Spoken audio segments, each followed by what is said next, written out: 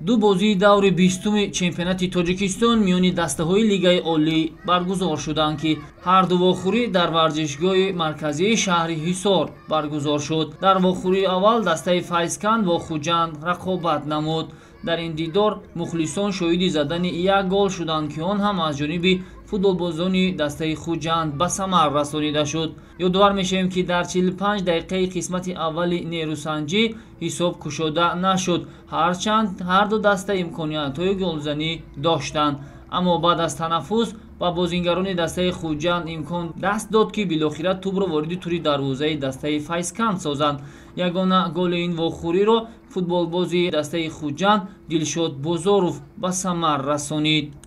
ёдовар мешавем, ки дастаи Хуҷанд ҳамакнун дуюмин ғалабаи пайдарҳами худро дар чемпионати Тоҷикистон ба даст овард.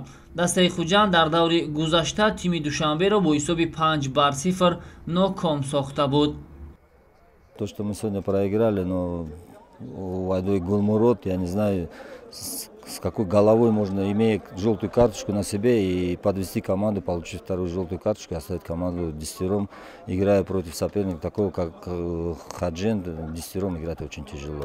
В конце игры могли сравнять матч, да, забей Анвар Муродов гол, и можно было 1-1 сыграть матч. Игра такая. Да, были моменты у Хаджента, у нас тоже были моменты. Еще раз говорю, это надо смотреть, анализировать. Сегодня не было Айбека Абдугафарова и плюс Джозеф Юмбо пропускал матчи за перебора желтых.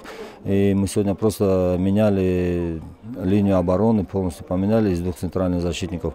Поэтому этот гол следствие ошибки того, что Энзо, который играл в этой позиции, если бы был бы игрок, который постоянно играл, я думаю, что этого гола бы не было.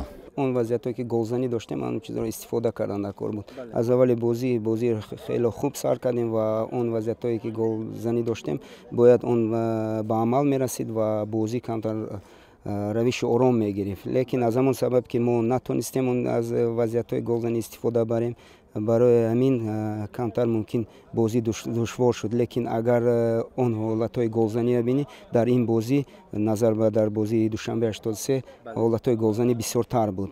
лекин дар охири бозӣ мо метонистем ҳамин ғалабаро аз даст диҳем.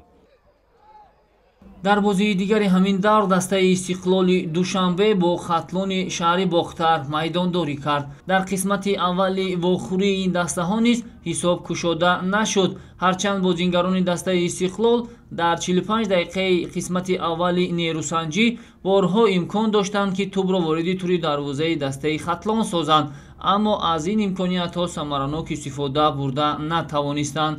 билохира дар дақиқаи 79-уми нерӯсанҷӣ аз як партофти саривақтии ҳамдастагонаш ҳамлагари таҷрибадор Манучер Ҷалилов самаранок истифода карду тӯбро тавассути зарбаи сар вориди тури дарвозаи дастаи Хатлон сохт. ҳамин тавр Истиқлол баъд аз як голи беҷавоб ғалабаи навбатии худро дар чемпионати Тоҷикистон ба даст овард.